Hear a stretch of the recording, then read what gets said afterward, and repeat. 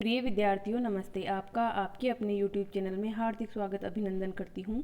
मैं हूँ डॉक्टर सत्यमुदिता स्नेही, assistant professor Sanskrit. हम कालिदास विरचित अभिज्ञान शाकुंतलम के चतुर्थ अंक का अध्ययन कर रहे हैं। अब तक हमने 13 पद्य पढ़ लिए हैं। इनमें हमने देखा कि अनुसुईया और प्रियंवदा आपस में बातचीत करके यह बता देती हैं इसमें कि शकुंतला की विदाई की जानी है और वह उसकी विदाई के लिए मांगलिक सामग्री तैयार करती हैं।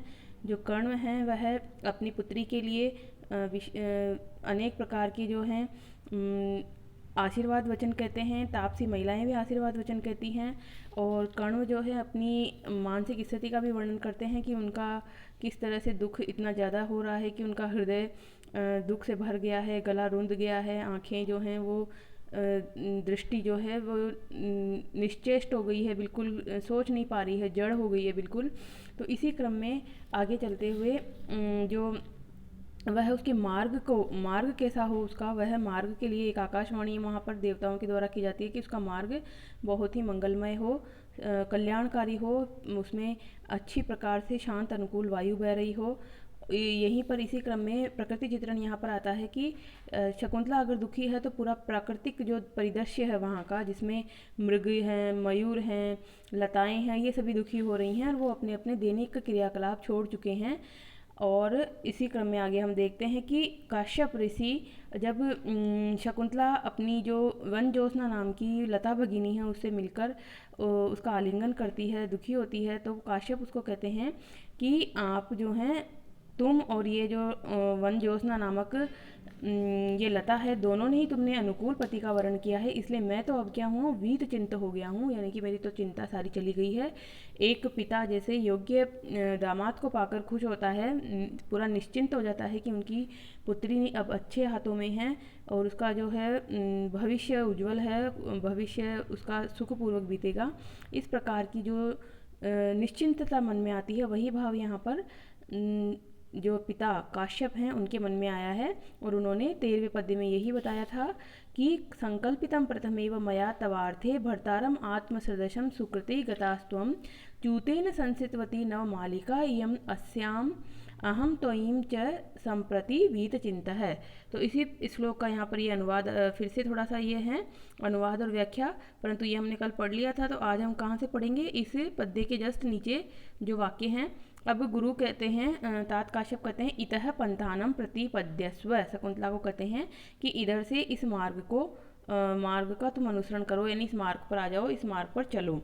शकुंतला जो है सखियों के प्रति अपनी सखियों के प्रति क्या कहती है, हला एषा द्वयो युवयो हस्ते निक्षेप है, हे सखी इसको मैं तुम दोनों के हाथ में निक्षेप के रूप में रखती हूँ। इसको किसको, उस लता भगिनी को, यानी नवमालिका नाम की लता को अब मैं तुम दोनों को सौंपती हूँ निक्षेप के रूप में। निक्षेप का मतलब है धरोहर, धरोहर यानी कि पुनः कभी भी जब भी मेरा आगमन होगा आश्रम में तो मैं तुमसे वह मेरी लता वापस मांगूंगी, धरोहर के रूप में रखती हूँ, यानी तुम इसका पूरा देखभाल करना और इसके पूरी सुरक्षा करना, ये तुम्हारी जिम्मेदारी है अब।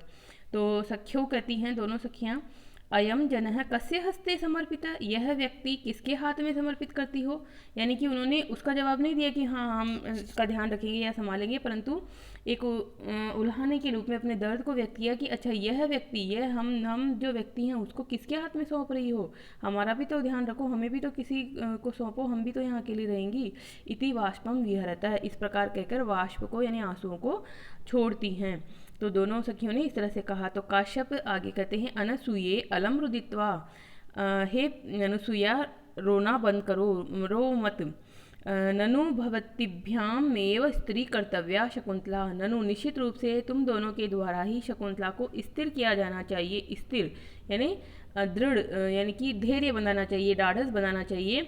और यहाँ पर देखो काश्यप ने ये अनुसुईया को ही संबोधन किया, क्योंकि संबोधन तो किसी एक को ही किया जा सकता है, एक साथ दो को नहीं किया जा सकता, परंतु ननु भवतिभ्याम, भवतिभ्याम में है तृतीय विभक्ति का द्विवचन यानी दोनों को शामिल कर रहे हैं बातचीत में। वह अनसुईया और प्रियंवदा दोनों को जिम्मेदारी देते हैं कि इस शकुंतला को तुम संभालो और ये जो रो रही है इसको तुम संभालो, तुम मत रो दोनों, क्योंकि जब दोनों ही पक्ष रोने लगेंगे, जाने वाला भी और विदा करने वाला भी, तो फिर स्थिति जो है अच्छी नहीं रहेगी, स्थिति बहुत ही असहनीय हो जाएगी। तो तुम दोनों धैर्य रखो और इसको भी धैर्य बंधाओ, इस प्रकार से यहाँ काश्यप कहते हैं। तो इस प्रकार जब काश्यप ने कहा दोनों सखियों को, तो फिर अनसुईया जो है वो रोना बंद कर देती हैं और सर्वे परिक्रामती सभी रंगमंच पर घूमते हैं यानी चलते हैं, चलने का अभिनय वहाँ पर आता है। तो शकुंतला आगे तात एषो टज पर्यंत चारिणी गर्भ मंथरा मृग वधू यदा अनग प्रसवा भवती तदा मह्यम कमपि प्रिय निवेदयित्रिकम विसर्जिष्यतः। तो अब शकुंतला पिताजी को कह रही है, एक दूसरा प्रसंग आ रहा है कि वहाँ पर उसने देखी कि एक हिरणी घूम रही है जो कि गर्भवती है। तो उसने क्या कहा, एषा उटज पर्यंत चारिणी, यह उटज यानी कुटिया तक ही विचरण करने वाली, कुटिया के ही आसपास ही घूमने वाली, गर्भ मंथरा गर्भ से मंथर गति वाली, क्योंकि वो गर्भ धारण की हुई है तो वो बहुत धीरे धीरे ही चल पाती है, ऐसी गर्भ से गर्भ धारण करने की वजह से मंथर गति वाली इस मृग वधू को, मृग की पत्नी को, यदा जब अनग प्रसव वाली ये हो जाए यानी कष्ट रहित प्रसव इसके जब हो जाए यानी कुशलता पूर्वक जब इसकी संतान उत्पत्ति हो जाए, तब तदा मह्यम मेरे पास किसी को प्रिय निवेदितम किसी प्रिय समाचार भेजने वाले को विसर्जितः आप विसर्जित करिएगा यानी भेजिएगा। समाचार प्राचीन जमाने में किसी संदेशवाहक के द्वारा किसी दूत के माध्यम से ही भिजवाए जाते थे। तो ये जब कुशलतापूर्वक जब भी इसके चाहे वो मादा पशु को जन्म दे या जो है पुरुष के रूप में हिरण हो या हरिणी, जो भी इसके पुत्री उत्पन्न हो वो उसकी सूचना मुझे आप भिजवाइएगा। इस प्रकार से वह अपना स्नेह व्यक्त करती है शकुंतला उस मृग वधू के प्रति। और ये मृग वधू कौन है, जिस मृग को उसने अपने पुत्र के समान वहाँ पर मानकर पाला है, उसकी ही वो पत्नी है वहाँ पर। तो वो मृग की वधू यानी कि उसकी बहू हो गई एक तरह से, शकुंतला उसको अपने बहू की तुल्य मान रही है और उसके प्रसव की सूचना वह अपने पास चाहती है कि जब भी उसकी जिस भी रूप में उसके संतान हो उसकी सूचना मुझे दी जाए। तो पिताजी क्या जवाब देते हैं शकुंतला को, नेदम विस्मरिष्याम है, इदम न विस्मरिष्याम, इसको हम नहीं भूलेंगे, बहुवचन में है यहाँ पे, विस्मरिष्याम है यानी हम सब याद रखेंगे, इस बात के लिए तुम्हें जरूर सूचित करेंगे कि इसके किस रूप में पुत्र हुआ या पुत्री हुई। तो शकुंतला आगे गति भंगम रूपयित्वा, गति भंग का निरूपण करके, तो लड़खड़ाहट हुई उसके कदम में। तो फिर उसने क्या बोला, कौन खलु एष निवसने में सज्जते, सॉरी, कौन खलु निवसने में सज्जते, यानी कि मेरे वस्त्र को कौन खींच रहा है। सॉरी। तो जवाब देंगे उसको पिता काश्यप, उससे पहले वो खुद भी इति परावर्तते, इति इस प्रकार घूम जाती है, पीछे घूम के वो भी देखती है और प्रश्न भी पूछ लेती है कि ये मेरे वस्त्र को कौन खींच रहा है, निवसने यानी वस्त्र को। तो काश्यप जवाब देते हैं, वस्से पुत्री, क्या कहते हैं आगे, अब वो जो श्लोक कहते हैं वो यहाँ से हम आज 14वें श्लोक से पढ़ेंगे। तो कहते हैं वह पुत्री कौन है ये जो वस्त्र खींच रहा है, तो वो याद दिलाते हैं पुत्री को, यस्य त्वया वर्ण विरोपणम इंगुदीनाम तैलम न्यसिंचत मुखे कुश सूचि विद्धे श्यामाक मुष्टि परिवर्धित को जहाति सोयम नः पुत्र कृतकः पदवी मृगस्ते।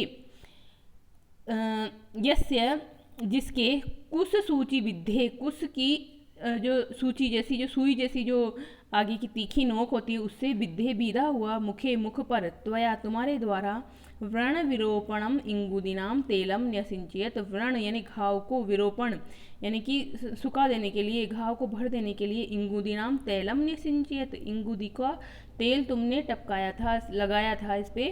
तो वह यह हिरण है, स अयम वह अय, नीचे की तरफ आ जाइए, स अयम चतुर्थ पंक्ति में, वह अयह यह श्यामाक मुष्टि परिवर्धित कह, श्यामाक यानी जंगली धान होता है, जंगली चावल होता है, उसकी मुष्टि से मुट्ठी भर भर के परिवर्धित पोषित किया गया, पुत्र कृतकः पुत्र के समान माना गया, मृगः मृग, ते पदवीम न जहाती तुम्हारी पदवी को, तुम्हारे मार्ग को, न जहाती नहीं छोड़ता है।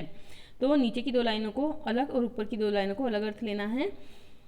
तो इसमें देखो कहानी क्या है, इसमें प्रसंग क्या आ रहा है। एक हिरण है, उसकी माँ ने उसको जन्म देते ही एक तरह से माँ का स्वर्गवास हो गया, निधन हो गया। तो शकुंतला ने उस हिरण को अपने पुत्र की तरह पाला और जब जब उसको जैसे आवश्यकता हुई उसकी आवश्यकताओं की पूर्ति की। तो जब वह हिरण का बच्चा जो है वो घास खाता था तो उसके मुख पर घास में होते हैं कुशाओं के तीखे भागों से उसके कभी कभी घाव बन जाते थे। तो वह इंगूदी के तेल का लेप करके लगा के टपका के उस पर उसका घावों को भरती थी। जैसे कि एक माता जो है अपनी पुत्र की चोट पर या किसी भी घाव पर दवा मलहम लगाती है, उसका ध्यान रखती है, उसी प्रकार से तो यह एक तरह से उसको अपना पुत्र मान चुकी थी और पुत्र के समान उसका पालन पोषण कर रही थी। और नीचे देखिए श्यामाक मुष्टि परिवर्धित है, जो माता उसकी जा चुकी है तो अब उसको भोजन वगैरह कौन करवा रहा है। जब तक वो खुद चरने की अवस्था में नहीं था तब तक उसने चावलों की मुट्ठी भर भर के उसको खिलाया और उसका पालन पोषण किया। तो इस प्रकार से पुत्र कृतक हो गया, वो दत्तक पुत्र के समान उसने उसका पालन पोषण किया। भले ही वह उसका जन्मजात पुत्र नहीं है परंतु दत्तक पुत्र मानकर उसने उसको पाला है। तो वह शकुंतला विदा हो रही है तो वह एक बच्चा जैसे अपनी माँ का पल्लू पकड़ लेता है और कहता है कि नहीं नहीं मैं तुम्हें नहीं जाने दूंगा या फिर मैं भी तुम्हारे साथ चलूंगा, उस प्रकार का भाव यहाँ व्यक्त किया गया है। वात्सल्य एक तरह से रस का यहाँ सृजन हो रहा है। तो वैसा है यह स अयम पुत्र कृतक मृग, पुत्र कृतक मृग ते पदवीम न जहाती, तुम्हारे मार्ग को नहीं छोड़ रहा है, यानी तुम्हारे पीछे आ गया है, तुम्हारा पल्लू पकड़ रहा है। तो वही यह है। इसमें कौन सा जो है अलंकार है, इसमें अलंकार है स्वभावोक्ति अलंकार, क्योंकि मृग की जो है स्वाभाविक क्रिया का इसमें वर्णन हुआ है और स्वभावोक्ति में हो यही होता है। स्वभावोक्ति रसौ चारु यथावत वस्तु वर्णनम, बहुत ही सुंदरता से जैसा ही वर्णन होना चाहिए, जैसा एक चित्र उभरता है वैसा ही वर्णन यहाँ पर किया गया है। और इसमें अलंकार है वसंत, ये छंद है वसंत तिलका, जो कि 14 अक्षरों वाला एक वर्ण होता है, छंद होता है, तो वो यहाँ पर है। आगे इसमें कुछ आप व्याकरणात्मक टिप्पणी देख सकते हैं। तो जैसे यहाँ पर है विरोपण, यानी विरूह धातु से निच में है ल्युट प्रत्यय, तो व्रण विरोपण यानी कि घाव को सुखाने के लिए। न्यसिंचत, न्यसिंचत एक जो इसमें क्रिया है, नी उपसर्ग पूर्वक सिच धातु का कर्मवाची का लंग लकार का रूप है ये न्यसिंचत। इसी तरह से विद्ध, विद्ध में क्या है, व्यध से त प्रत्यय बींद गया है, बिंद गया है जिसका। पुत्र कृतक है, पुत्र वत माना गया है, उसने पुत्र की समान उसको माना है, तो कृतक है पुत्र है, पुत्र कृतक है, इस तरह से इसका समास होता है। और छंद अलंकार ज़्यादा जरूरी है और व्याकरणात्मक टिप्पणी आपसे बन सके तो आप इसको ध्यान रखिए, धीरे धीरे बनने लगती है, बहुत सारे प्रत्यय आपको समझ में आने लगते हैं। तो यहाँ पर देख लीजिए। और अनुप्रास अलंकार तो स्वाभाविक रूप से कहीं पे भी आपको दिख जाएगा, तो कोई सा भी अलंकार आपको याद ना रहे परीक्षा में तो अनुप्रास अलंकार जरूर आप खोजने की कोशिश करें, और कहीं भी 2 वर्ण एक जैसे दिख जाएँ आपको तो उसको अनुप्रास अलंकार के रूप में वहाँ सूचित करके आ सकते हैं कि हाँ अनुप्रास अलंकार है। अब हम देखते हैं आगे, और उसने क्या कहा उसी मृग से। तो मृग से उसने बातचीत करते हुए कहा शकुंतला ने, वत्स किम सहवास परित्यागिनी माम अनुसरसी। अरे पुत्र, देखो वत्स से ही संबोधित किया उसने, किम सहवास परित्यागिनी, साथ रहने के का परित्याग करने वाली, क्योंकि अब मैं साथ नहीं रहूंगी, मैं यहाँ से जा रही हूँ, तो परित्याग करने वाली माम मेरा अनुसरण करते हो, यानी मेरा अनुसरण अब क्यों कर रहे हो, मैं तो तुम्हारा साथ छोड़कर जाने वाली हूँ। एक माता ने तुम्हारा साथ छोड़ दिया था जब तुम जन्म ही लिए थे उसी समय, और तुमने जिसने तुम्हारा पालन पोषण किया वो भी अब तुम से छोड़कर एक तरह से बिछड़ रही है, जा रही है, तो मेरा अनुसरण मत करो तुम। अचिर प्रसूतया जनन्या बिना वर्धितोऽसि, अचिर प्रसूतया शीघ्र ही प्रसूति यानी जन्म लेने के बाद, शीघ्र ही जन्म लेते ही, जनन्याम बिना जननी के भी वर्धितोऽसि, बड़े हो तुम जो है तुम्हारी वृद्धि हुई है, तुम्हें जीवन मिला है, तुम्हारा शरीर का पालन पोषण हुआ है, बिना माँ के भी हुआ है। इदानीम अपि मया विरहितम त्वाम तात चिंतयिष्यति, इदानीम अपि इस समय भी मेरे विरह के उपरांत भी तुम्हारा जो ध्यान है कौन रखेंगे, तात यानी पिता काश्यप तुम्हारी चिंता करेंगे। तुम जो है निवर्तयस्व तावत, तुम लौट जाओ, मेरे पीछे पीछे मत आओ। अब तात की तुम जिम्मेदारी हो, तात पे ही तुम निर्भर हो, तात की ही तुम्हारा ध्यान रखेंगे, मेरे पीछे मत आओ। तो देखो यहाँ पर शकुंतला एक तरह से अपना भी संकेत देना चाहती है कि मेरे भी माता पिता ने मुझे जन्म देते ही छोड़ दिया था और तात काश्यप ने मेरा पालन पोषण किया था, वैसे ही तुम्हारी माता भी तुम्हें जन्म देते ही तुमसे बिछुड़ गई थी, तुम मेरे द्वारा पाले पोसे गए, अब पिता कश्यप तुम्हारा ध्यान रखेंगे। तो इस प्रकार शकुंतला उसको लौटाने के लिए कहती है और बहुत ही मार्मिक दृश्य उपस्थित होता है।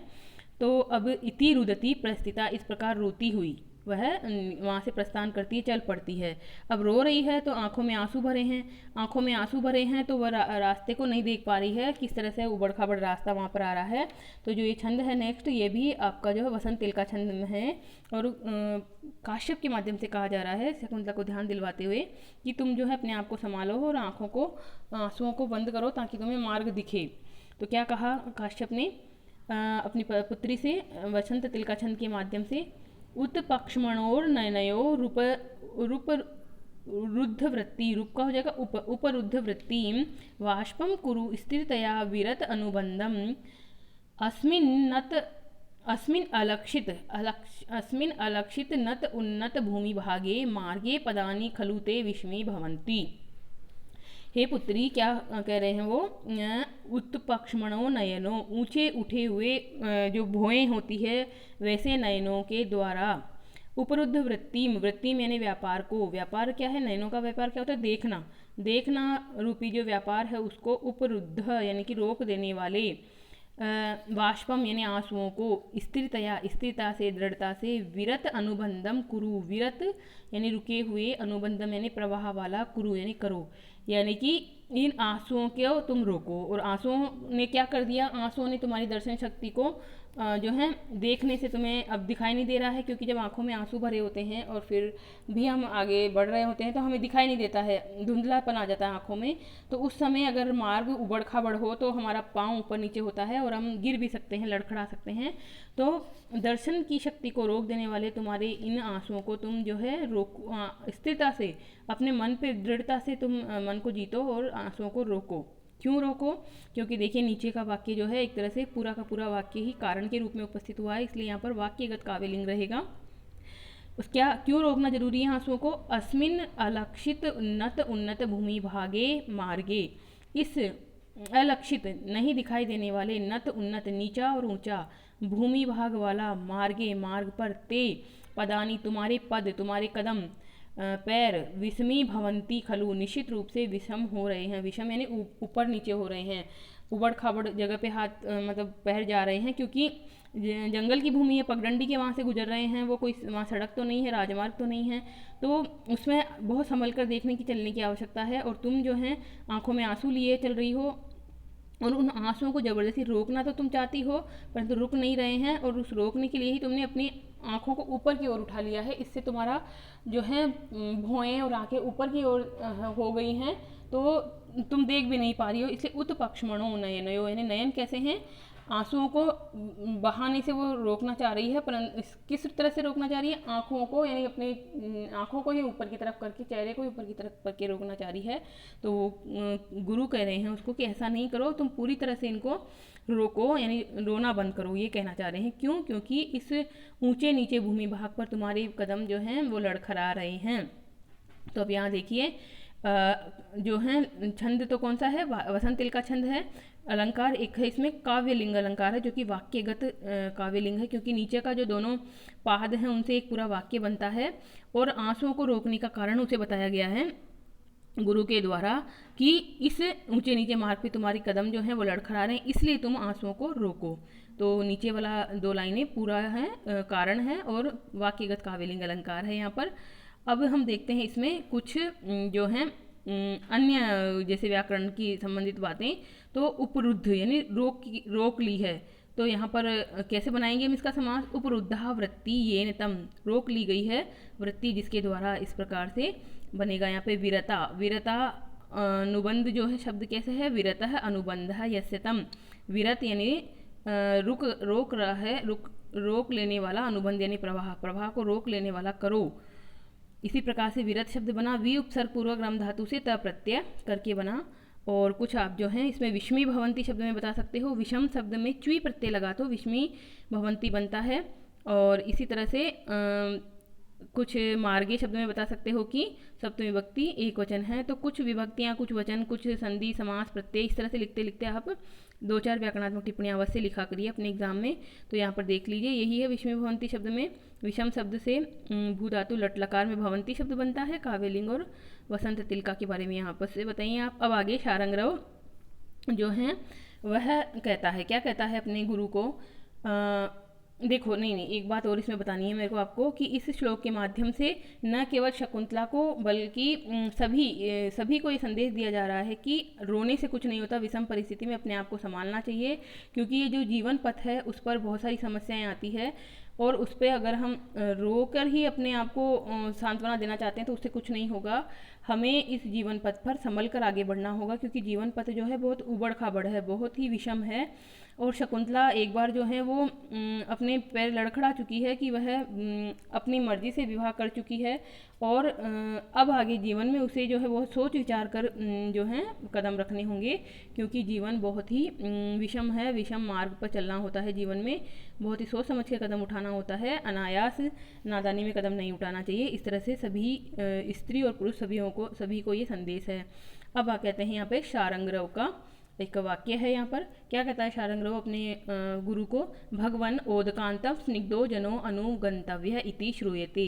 भगवन यानी भगवान, ओदकांतम, उदक यानी पानी और अंत यानी पानी तक, पानी का जहाँ किनारा मिल जाए वहीं तक ही, स्निग्ध जन स्नेही जनों को अनुगंतव्यम अनुसरण करना चाहिए, इति श्रूयते इस प्रकार सुना जाता है। इस प्रकार की परंपरा है कि स्निग्ध जन किसी को कहीं छोड़ने जा रहे होते हैं तो जहाँ पानी दिखे वहीं पर ही उनको लौट आना चाहिए वापस और उसको आगे अकेले जाने देना चाहिए जिस भी व्यक्ति को छोड़ने गए हैं।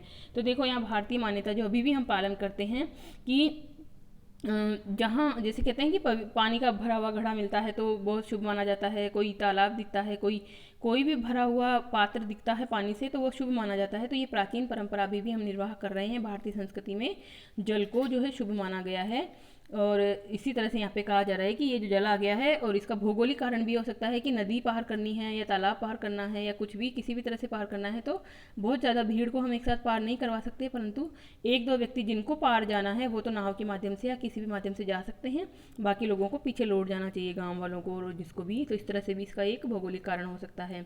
तो उसने कहा तद इदम सरस तीरम, तो यह तालाब का सरस का तीर है, किनारा है, अत्र संदिश्य प्रतिगंतुम अर्हति, यहीं पर संदिश्य संदेश देकर प्रतिगंतुम लौटने के लिए अर्हति यानी योग्य हो। क्योंकि सारंगरों को तो पता है कि उसे हस्तिनापुर जाना है तो वह गुरु को कह रहा है, गुरु को सबको कह रहा है कि आप सभी यहीं से लौटने के योग्य हो, आप हमें संदेश दे दीजिए, अब आप लौट जाइए, इस तरह का भाव यहाँ पर है। तो क्या कहते हैं काश्यप ऋषि, तेन ही इमाम शीर वृक्ष छायाम आश्रयामः, तो इस जो है शीर वृक्ष की छाया में आश्रय लेते हैं, हम खड़े होते हैं, क्योंकि धूप है, गर्मी का मौसम है और थोड़ी सी बातचीत करनी है तो धूप में नहीं खड़े होंगे, पेड़ की छाया में वह खड़े हो जाते हैं। और शीर वृक्ष जो है यहाँ पर दूध वाला वृक्ष, तो दूध जिसमें से यानी दूध जैसा पदार्थ जिसमें से निकलता है, ऐसे वृक्ष तो पीपल को, गूलर को, बरगद को, बहुत सारे पेड़ों को ऐसा माना जाता है जिनसे दूध निकल सकता है। तो यहाँ पर पीपल ले सकते हैं हम, पीपल के वृक्ष के नीचे वह खड़े हो जाते हैं। सर्वै परिक्रम में स्थिता, सभी वहाँ कुछ कदम चलकर स्थित हो जाते हैं उसके नीचे और बातचीत करते हैं। तो यहाँ पर इस तरह से आते हैं संवाद। अब आता है आगे, काश्यप जो हैं संदेश देना है, परंतु किस तरह से संदेश दें ये अभी वो सोचेंगे तब दे पाएंगे। तो आत्मगतम अपने मन में क्या कहते हैं काश्यप, किम नु खलु तत्र भवतो दुष्यन्तस्य युक्त रूपम अस्माभि संदेष्टव्यम, तत्र भवतः दुष्यन्तस्य, उन सम्माननीय दुष्यंत के युक्त रूपम अनुरूप उचित अस्माभि हमारे द्वारा संदष्टव्यम किम, क्या संदेश दिया जाना चाहिए। यानी कि वो तो चक्रवर्ती सम्राट हैं, एक तरह से दामाद हो गए, तो उनको मैं इस समय क्या संदेश दूं, तो बहुत सोच विचार कर वो बोलना चाहते हैं, इसलिए सोच विचार कर जो बोलेंगे वो तो आगे आएगी उनकी बात। अब यहाँ पहले शकुंतला की बात आ जाती है। शकुंतला कहती है अपनी सखी से जनांतिक, हाथ की ओट लेकर, क्योंकि पिताजी सब वहीं हैं तो हाथ की ओट लेकर सखी को कहती है वो, हला पश्य नलिनी पत्रांतरितमपि सहचरम अपश्यन्ता आतुरा चक्रवाकी आरटति दुष्करम अहम करोमि इति तर्कयामि।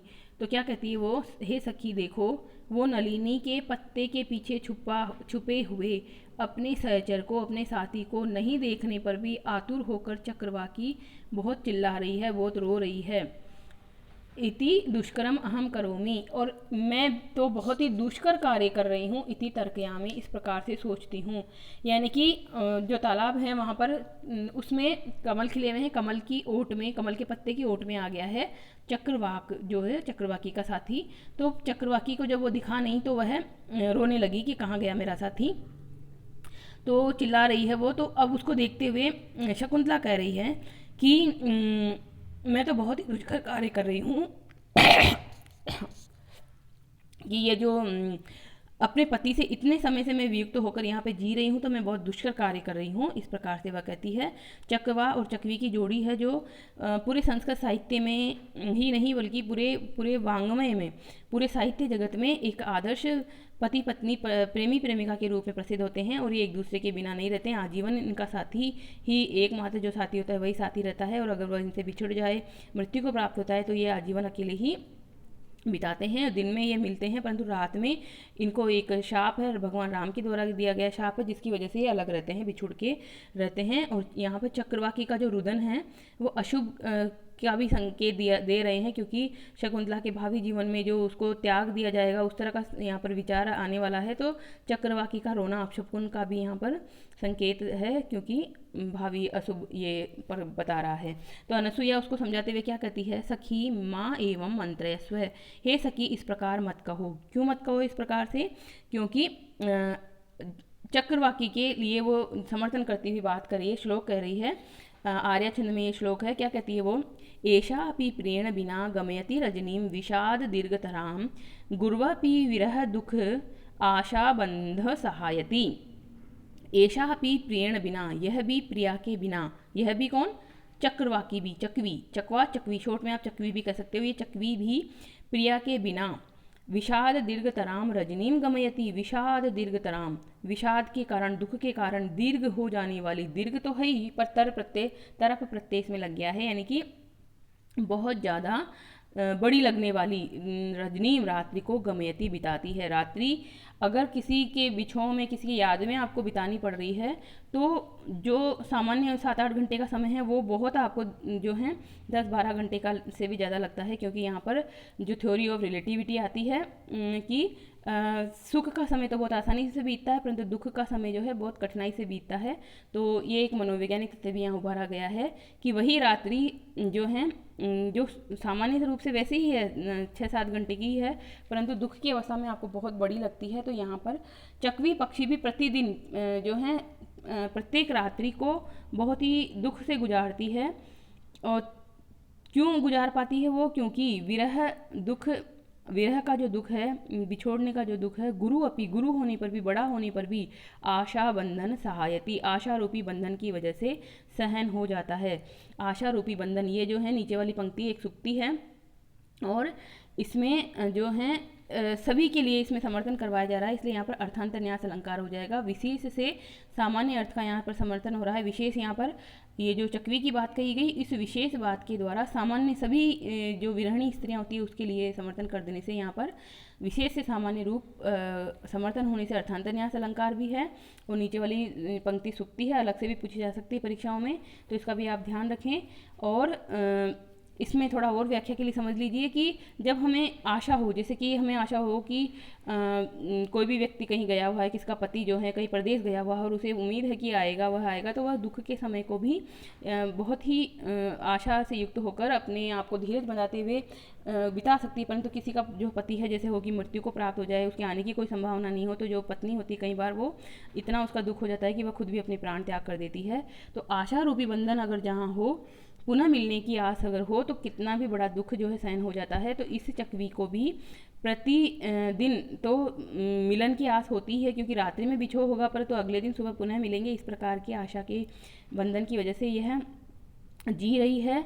और तुम भी जो है बड़ा दुख का कार्य कर रही हो, परंतु ये जो चकवी है वो रोज प्रतिदिन दुख का कार्य करती है, तो तुम इसके दुख को छोटा ना समझो। उसने कहा ना कि ये तो बस इतने से दुख से ही चिल्लाने लग गई कि इसका जो साथी है वह पत्ते की ओट में छुप गया है और उसे दिखाई नहीं दे रहा है।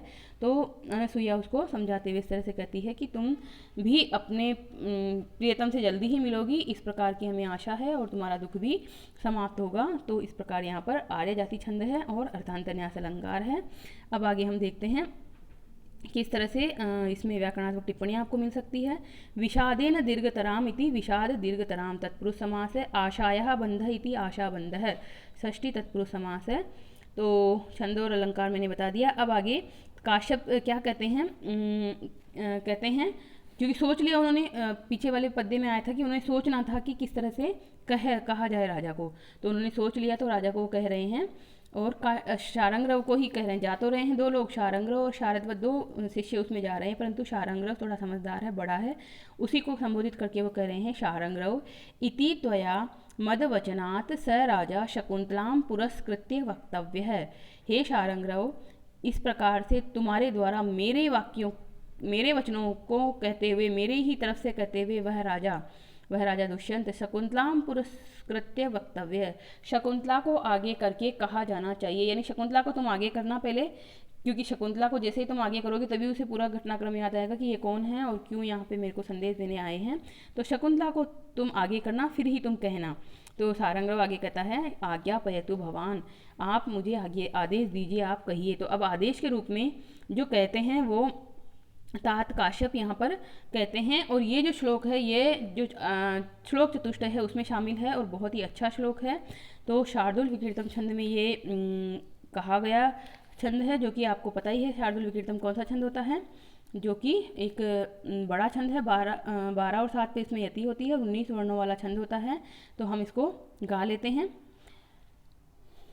अस्मान् साधु विचिन्त्य संयमधनान् उच्चैकुलं चात्मनस्त्वय्यस्या कथमप्यबान्धवकृतां स्नेहप्रवृत्तिं च तां सामान्यप्रतिपत्तिपूर्वकमियं धारे सुदृश्या त्वया भाग्यायत्यमतः परं न खलु तत् वाच्यं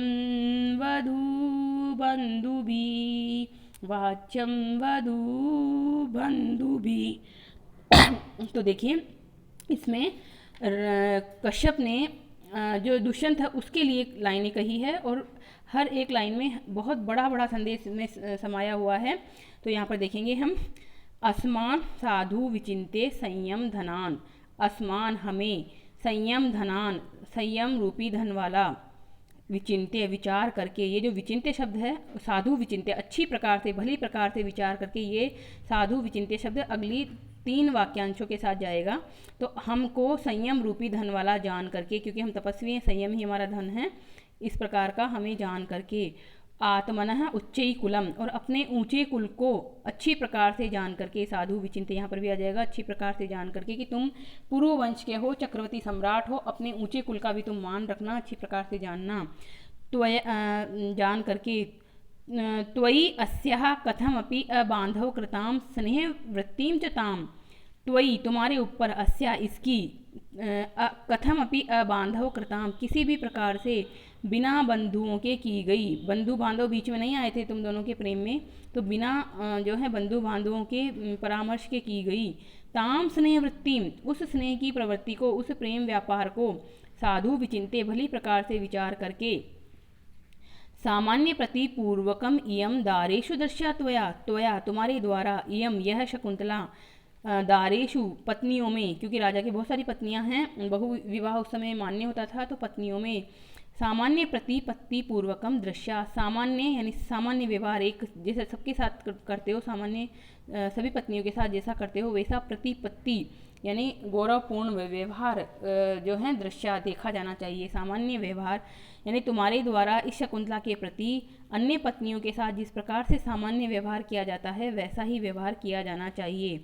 यहाँ पे कहना क्या चाह रहे हैं जो है तात काश्यप की तुम्हारे अनेक पत्नियां हैं, परंतु तुम जिस तरह से उनको सम्मान देते हो उसी तरह से इसे सामान्य व्यवहार, एक सामान्य सम्मान तो देना ही, ऐसा नहीं कि तुम इसे बहुत ही नीचे दर्जे का व्यवहार दो, दासी की तरह समझो, इस तरह का तुम मत करना। तुम्हारे ऊंचे कुल का मान रखना, हम संयम रूपी धन वाले हैं इसका भी मान रखना। तुम दोनों का ये जो प्रेम है, विशेष रूप से इसका तुम्हारे प्रति जो प्रेम था उसमें हम बांधव लोग शामिल नहीं थे, आप लोगों ने ही ये किया है, उसका भी तुम मान रखना। इस प्रकार अच्छी प्रकार से भली प्रकार विचार करके तुम इसके प्रति सामान्य व्यवहार करना। भाग्य आयतम अतः परम, अतः परम इससे परे, इससे बढ़कर, इससे अधिक। भाग्य आयतम भाग्य के अधीन है, आयत मतलब अधीन है, अगर इससे ज़्यादा इसे कुछ मिलता है तो वह इसके भाग्य के अधीन है। अर्थात तुम इसे पटरानी बनाते हो, इसके पुत्र को चक्रवर्ती सम्राट के पद पर सुशोभित करते हो, या जो भी उत्तराधिकारी बनाते हो, वो तो इसके भाग्य के अधीन है, वो हम नहीं कहेंगे। न खलु तद वाच्यम वधु बंधु भी, निश्चित रूप से वह वधु के बंधुओं के द्वारा, वधु के जो सगे संबंधी होते हैं, वधु पक्ष जो होता है उसके द्वारा न वाच्यम नहीं कहा जाना चाहिए, यानी कि ज़्यादा कुछ नहीं कहते। माता पिता हमेशा अपने दामाद से यही उम्मीद करते हैं कि वह अपनी जो है पुत्री को, उनकी पुत्री को एक सम्मानजनक व्यवहार दे। बहुत ज़्यादा उसके प्रति अगर नहीं भी कर पाए, उसकी इच्छाओं की पूर्ति, उसकी डिमांड की पूर्ति ना भी कर पाए, तो उसका सम्मान, उसका गौरव बना रहे, इस प्रकार का व्यवहार करे। तो अब यहाँ पर एक एक जो पंक्ति है उसमें पूरा हमारा जो भारतीय संस्कृति की सामाजिक पारिवारिक व्यवस्था इसमें झलकती है, और किस तरह से जो यहाँ पर हैं तात काश्यप, उन्होंने अपने आप को संयम रूपी धन वाला बताया, और अपने आप को नहीं, असमान शब्द से देखिए, असमान साधु विचिंत्य संयम धनान, हम लोगों को संयम रूपी धन वाला जानना, यानी कि हम यहाँ जो तपस्वी हैं वो भी, मैं भी और ये शकुंतला भी सब संयम रूपी धन वाले हैं। और इस शकुंतला के गर्भ में जो बालक है वह तुम्हारा ही पुत्र है। ये ऐसा नहीं है कि इसने अपने संयम का, अपनी मर्यादा का उल्लंघन करके किसी और से संबंध स्थापित किया हो और उससे ये गर्भ रहा हो उसके। तो तुम ये समझना कि हम लोग तपस्वी हैं, और तपस्वी लोग जो हैं बहुत संयमी होते हैं, जितेंद्रिय होते हैं। तो यहाँ पर हाँ, तपस्वियों के द्वारा किसी प्रकार की कोई जो अमर्यादित आचरण नहीं किया गया है। ये पुत्र तुम्हारा ही है, और पुत्र या पुत्री जो भी संतान कहेंगे इसको, ये गर्भ, ये संतान तुम्हारी ही है, ऐसा तुम अच्छी प्रकार से भली प्रकार विचार कर लेना। अपना उच्च कुल का भी विचार कर लेना, क्योंकि तुम इसको त्यागोगे, तुम स्वीकार नहीं करोगे तो तुम्हारे कुल पर भी लाछन आएगा कि राजा जो है कहीं पे भी जाता है, आश्रम वगैरह में विवाह करता है, स्त्री को गर्भवती करता है, छोड़ के आ जाता है। क्योंकि तुम्हारे सिर्फ त्याग देने से ही ये नहीं हो जाएगा कि तुमने त्याग दिया और तुम्हारी तरफ से मना हो गया, पूरे फेल जाती है पूरी जो है, इस तरह का व्यवहार फेल जाता है राजा के बारे में भी कि राजा इस तरह का है। और ये जो स्नेह वृत्ति है, अब तुम हमारे ऊपर नहीं इसका दोष दे सकते हो कि मैं शकुंतला को स्वीकार नहीं करूँगा, क्योंकि ज़बरदस्ती माता पिता के द्वारा करवाई गई स्नेह वृत्ति नहीं है, ये तुम्हारा एक तरह से प्रेम व्यापार था, गांधर्व विवाह था। आप तुम दोनों ने इसको अपनी मर्जी से ही किया था इस विवाह को, तो तुम दोनों की जिम्मेदारी है कि तुम इसका निर्वाह करो आगे। तो इस प्रकार से, और बहु विवाह का भी यहाँ सूचक है, क्योंकि राजा को अनेक कई बार मजबूरी वश भी अनेक विवाह करने पड़ते थे। जहाँ कहीं वो गए किसी राज्य में और संधि प्रस्ताव के रूप में उन्हें उनकी राजा लोग अपनी पुत्री, अपनी बहन को सौंप देते थे, तो बहु विवाह उस तरह से भी होते थे। तो यहाँ पर उस समय की सामाजिक व्यवस्था पता चलती है कि बहु विवाह उस समय मान्य था। और वधु बंधु जो हैं वो वर पक्ष से थोड़ा अपने आप को नीचा ही मानते थे, इसलिए वो ज़्यादा कुछ नहीं उपदेश देते थे। यहाँ पर ये भी उस समय की सामाजिक व्यवस्था है जो आज भी चली आ रही है। तो इस प्रकार से यहाँ पर शार्दुल विकृतम छंद है, और अप्रस्तुत प्रशंसा अलंकार है। क्यों है? क्योंकि यहाँ पर जो है माम शब्द नहीं कहा उन्होंने कि माम संयम धनान विचिंत्य, बल्कि असमान कहा। असमान कहने से यहाँ पर क्या हुआ, विशेष के लिए सामान्य का प्रयोग हो गया यहाँ पर। तो विशेष के लिए सामान्य का प्रयोग होने से, विशेष से समर्थित सामान्य होने से अप्रस्तुत प्रशंसा के 5 भेद होते हैं, तो विशेष से सामान्य वाला भेद यहाँ पर हो गया है।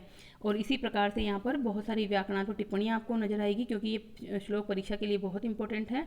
तो व्याकरणात्मक टिप्पणियाँ आप इसमें देख सकते हैं। संयम एव धनम येषाम, संयम ही है धन जिनका, क्योंकि इनके पास अन्य कोई धन नहीं है, सांसारिक व्यक्ति नहीं है ये कि धन का संग्रह करें, ये तो संयम रूपी धन वाले ही होते हैं। अबांधव कृताम, न बांधव कृताम इति अबांधव कृताम, और तत्पुरुष समास हो जाएगा, नए तत्पुरुष समास, और ताम यानी उसको। तो इस प्रकार से यहाँ पर अप्रस्तुत प्रशंसा अलंकार हो गया, और शार्दुल विकृतम छंद हो गया। तो इतना ही काफ़ी है। और आगे हम चलते हैं कहाँ पे, अगले उसमें सारंगरव आगे कहता है गृहीत संदेश है, संदेश को मैंने ग्रहण कर लिया है। काश्यप कहते हैं वस्से त्वम इदानीम अनुशासनी, इस समय तुम्हें अनुशासन दिए जाने के मैं योग्य हूँ, यानी तुम्हें कुछ कहना है।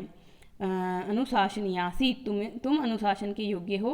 वनोकसो अपि संतो लौकिज्ञा वयम, वन में निवास करने वाले होते हुए भी हम जो हैं लौकिज्ञ हैं, लौकिक परंपराओं को हम जानते हैं कि लोक में किस तरह से बेटी को विदा करते समय उपदेश दिया जाना चाहिए। तो काश्यप अपनी पुत्री को भी अब उपदेश देंगे। तो शारंग्रव क्या कहता है, न खलु धीमताम कश्चित अविषयो नाम, धीमताम यानी कि बुद्धिमान लोगों के लिए कश्चित विषय, कोई भी विषय जो है अविषय नहीं होता, कोई भी अज्ञात नहीं होता, क्योंकि आप तो जो हैं वैसे भी त्रिकालदर्शी हैं और बुद्धिमान लोग तो भले ही उसको भोगे नहीं हैं उन चीज़ों को, परंतु वो दूसरों के अनुभवों से जानते हैं कि किस प्रकार से कहा जाना चाहिए। तो यहाँ पर काश्यप ऋषि अपनी पुत्री को जो संदेश देंगे, यह भी चतुर्थ जो 4 जो श्लोक होते हैं उसमें शामिल होता है ये श्लोक। तो देखिए यहाँ पर क्या कहते हैं वो अपनी पुत्री को, काश्यप कहते हैं सा त्वम इतः पति कुलम प्राप्य, वह तुम यहाँ से, इतः यहाँ से पति कुलम प्राप्य, पति कुल को प्राप्त होकर, पति कुल को प्राप्त करने के बाद क्या करना, तो ये भी जो है उसमें है, शार्दुल विकृतम छंद में है ये श्लोक। सुश्रुस्व गुरून्, गुरुओं की सेवा करना, गुरु यानी बड़े जनों की, जितने भी परिवार में बड़े जन हैं, सास ससुर जेठानी जेठ इत्यादि, उनकी सेवा करना। सेवा करना मतलब सेवा और शुश्रूषा में फ़र्क होता है। सेवा जो होती है वह की जाती है जब आपसे कोई चीज़ मांगी जाए तो आप उसके सामने उपस्थित हो जाए, जैसे भोजन मांगा, पानी मांगा, उसको आपने पिला दिया, दे दिया। परंतु शुश्रूषा का मतलब होता है उनकी आवश्यकताओं को ध्यान में रखकर आप स्वतः ही उस समय के अनुकूल की 10 बजे जो है इनको खाना खिलाना है, 10 बजे पानी पिलाना है, इस तरह की जो स्वतः ही उनकी पूरी आवश्यकताओं को ध्यान में रखकर जो व्यवहार किया जाता है वो शुश्रूषा होता है। तो सेवा और शुश्रूषा में बहुत बड़ा फ़र्क होता है। तो गुरुजनों की सेवा नहीं, तुम गुरुजनों की शुश्रूषा करना।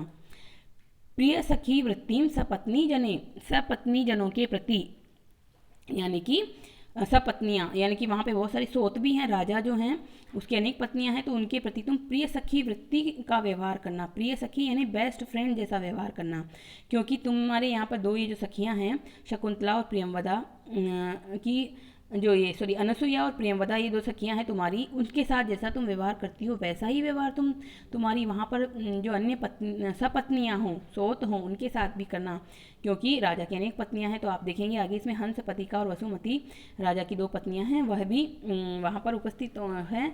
तो उस तरह से जो अनेक पत्नियाँ हैं उनके साथ प्रिय सखी का व्यवहार करना, यानी कि उनके दुख में दुखी होना, सुख में सुखी होना, बिल्कुल उस तरह से ही व्यवहार करना। सोत उनको मत समझना। भर्तु विप्रकृष्टा अपि रोषणतया माँ स्म प्रतीपम गमः, भर्तु पति के जो हैं, पहले यहाँ ये देखिए, विप्रकृष्टा अपि, विप्रकृष्टा अपि यानी तिरस्कृत होने पर भी, अपमानित होने पर भी, रोषणतया रोष में आकर, गुस्से में आकर, भर्तु स्वामी के, प्रतीपम विपरीत जो है, माँ स्म गमः मत करना, आचरण मत करना। यानी कि कभी हो सकता है पति तुम्हारा कभी किसी कारणवश अपमान कर दे, कुछ तिरस्कार कर दे, तो भी तुम गुस्से में आकर पति के विपरीत आचरण मत करना। किसी भी प्रकार का उनका जो है, कई बार होता है कि गुस्से में, सामने वाला गुस्से में, तो उसने आपको थप्पड़ मार दिया तो आप भी उस पर 2-4 थप्पड़ जड़ देते हो, तो इस तरह का व्यवहार ना करना। हो सकता है कि उसने गुस्से में कुछ किया हो, उसे अपने गुस्से का, जब गुस्सा शांत होगा तो उसे अपने व्यवहार पे अफसोस हो जाएगा, परंतु दोनों पक्षी गुस्सा करेंगे तो जो है जो लड़ाई है वो ज़्यादा बढ़ जाती है। तो अगर एक व्यक्ति को गुस्सा आ रहा हो तो दूसरे व्यक्ति को शांत रहना चाहिए और किसी भी तरह का विपरीत आचरण वहाँ नहीं करना चाहिए। और गुस्से में कई बार लड़कियां जो होती है अलग कदम उठा लेती हैं, आत्महत्या कर लेती हैं या पीहर में चली आ जाती हैं दौड़कर, तो ऐसा भी ना करना, बल्कि संभालना, 1-2 बार तुम परिस्थिति को संभालना। भूष्टम भव दक्षिणा परिजने, परिजने, परिजन है यहाँ पर सेवकगण। तो चूंकि ये तो राजा की पत्नी बन रही हैं तो वहाँ पर महल में बहुत सारे सेवक लोग होंगे, तो सेवकों के प्रति भूष्टम बहुत अधिक, दक्षिणा भव, दाक्षिण्य का भाव तुम रखना, यानी उदारता का भाव रखना। उदारता का मतलब क्या है यहाँ पर, परिजन जैसे कई बार होता है कि वित्तीय मदद मांगते हैं या किसी भी तरह के कोई समस्या बताते हैं, तो तुम उनकी उस समस्या का समाधान करना, तुम उनके प्रति बहुत ही उदारता का व्यवहार करना, उनको छोटा मत समझना। भाग्य से अनुष्ठेय की नहीं, भाग्य पर घमंड ना करना, उससे का मतलब होता घमंड, और अनुसेक वाली होना, यानी कि भाग्य पर अनुसेक वाली तुम होना, यानी कि भाग्य पर घमंड मत करना। इस तरह से मत सोचना कि मैं तो जो है तपस्वी, मतलब एक जंगल की बाला थी, परंतु देखो मुझे चक्रवर्ती सम्राट मिला है, मुझे इतना राजपाट मिला, इतना पद मिला है। तो इस प्रकार का कभी भी अपने पद का घमंड मत करना। वर्तमान में भी यह सभी के लिए उपदेश है कि किसी भी प्रकार का पद का घमंड नहीं करना चाहिए व्यक्ति को, कि क्योंकि पद तो जो है थोड़े समय के लिए रहता है। मनुष्य को अपनी मनुष्यता का ख्याल रखकर व्यवहार करना चाहिए सभी के प्रति। यान्ति एवं गृहिणी पदम युवतयो वामाकुलस्य आधयः। एवं इस प्रकार युवतयः युवतियाँ जो होती है वो गृहिणी पदम यान्ति, गृहिणी के पद को प्राप्त होती हैं, गृह लक्ष्मी के पद को प्राप्त होती हैं। वामः कुलस्य आधय, वामा इससे विपरीत आचरण करने वाली, कुलस्य कुल के लिए, आधय आधि के समान होती है। आधि मतलब मानसिक दुख, मानसिक दुख का कारण बनती है। तो कुलस्य भले यहाँ पर एक वचन दिया गया है, परंतु इसको दोनों तरफ से लेना है। पीहर पक्ष के लिए भी और ससुराल पक्ष के लिए ही, दोनों के लिए ही ऐसी स्त्रियां जो विपरीत आचरण करती हैं वह कुल के लिए क्या होती हैं, दुख का कारण बनती है। दोनों ही कुलों को बहुत परेशानी भोगनी पड़ती है उन महिलाओं के संदर्भ में जो अपने माता पिता का कहना नहीं मानती, अपने पतियों की सेवा नहीं करती, अपनी जो है वो जो छोटे लोग होते हैं वहाँ पर उनके प्रति उदारता का व्यवहार नहीं करती, ऐसी। और सपत्नी, तो उस जमाने में तो सपत्नियाँ थी, पर वर्तमान में क्या है, वर्तमान के संदर्भ में इस तरह से ले सकते हैं कि घर में ननद वगैरह और भी छोटे लोग होते हैं, देवरानी वगैरह होती है, उन सब के प्रति भी आपको जो है सखियों जैसा व्यवहार करना चाहिए। बड़े लोगों के प्रति तो सेवा करनी चाहिए, शुश्रूषा करनी चाहिए, और घर में जो भी छोटे होते हैं ननद या फिर देवरानी या अन्य कोई भी उस परिवार में, उनके प्रति आपको उनकी बेस्ट फ्रेंड बनकर उनके सुख दुख में साथी बनना चाहिए। अगर इस तरह का व्यवहार हो जाए किसी भी पुत्री का ससुराल में, तो वह जो है बहुत ही अच्छे प्रकार से दोनों कुलों को संभाल सकती है और गृह लक्ष्मी कहलाती हैं। तो इस प्रकार तुम भी ऐसा ही करना। इस प्रकार से यहाँ पर शार्दूल विकृतम छंद के माध्यम से कहा जा रहा है। और यहाँ पर बहुत सारे अलंकार इसमें हैं। तो रूपक अलंकार यहाँ पर है क्योंकि जो वामा स्त्रियाँ हैं उनमें आधित्व का आरोप कर दिया गया है कि वो जो वामा स्त्रियाँ होती हैं वो कैसी होती हैं, आधि स्वरूपी होती है, यानी मानसिक दुख रूप ही होती हैं वो। तो रूपक अलंकार हो जाएगा। और इसी प्रकार से यहाँ हेतु अलंकार भी है क्योंकि वामा स्त्रियाँ जो है वो मानसिक दुख का कारण बनती है, आदि का कारण बनती है, और कारण और कार्य में यहाँ अभेद दिखाया गया है, इसलिए यहाँ हेतु अलंकार है। अर्थांतर न्यास भी यहाँ पर है क्योंकि गृहिणी पद में साधर्म से और वामा पद में वैधर्म से अर्थांतर न्यास अलंकार है। और इसी प्रकार से यहाँ पर उपदेश दिया गया है। वर्तमान संदर्भ में भी ये उपदेश बहुत उपयोगी है। और ये छंद किसके माध्यम से था, यहाँ पर शार्दूल विकृतम छंद के माध्यम से ये है। तो हम इसको आज यहीं पर रोकते हैं। थोड़ा सा इसको मैं कल भी समझाऊंगी इस पद्य को, क्योंकि अभी इसमें समझाने लायक बहुत सारी बातें हैं और अभी आज हमने इसको गा के भी नहीं सीखा है, तो कल इस पद्य को हम गा के भी सीख लेंगे। तो आप जो हैं कल की कक्षा में भी पूरे एकाग्र चित्त से बैठें और ध्यान रखें। कल तो वैसे भी हमारा ये समाप्त हो जाएगा क्योंकि इसमें 22 पद्य हैं, तो हम पढ़ लेंगे इसको पूरा। और इस पद्य को पुनः मैं फिर से बताऊंगी, इसमें व्याकरणात्मक टिप्पणी भी अभी रह गई है हमारी और भी बहुत सारी बातें रह गई है। तो आज हम इसको यहीं विराम देते हैं। तो कल फिर हम उपस्थित होंगे आपके सम्मुख इसका अगला भाग लेकर। तब तक के लिए जो है अच्छी प्रकार से पढ़ते रहिए, खुश रहिए, स्वस्थ रहिए। चैनल पर पहली बार आए हैं और सब्सक्राइब नहीं किया है तो सब्सक्राइब कर लीजिए। इस सामग्री को आप ज़्यादा से ज़्यादा लाइक करें। अपने विचार जो हैं कमेंट बॉक्स में अवश्य लिखें। किसी भी तरह की कोई भी सुझाव, समस्या, किसी भी तरह का कोई भी बातचीत हो तो आप कमेंट बॉक्स के माध्यम से कर सकते हैं। और मिलते हैं कल फिर से इसके अगले भाग के साथ। तब तक के लिए धन्यवाद, बहुत बहुत आभार।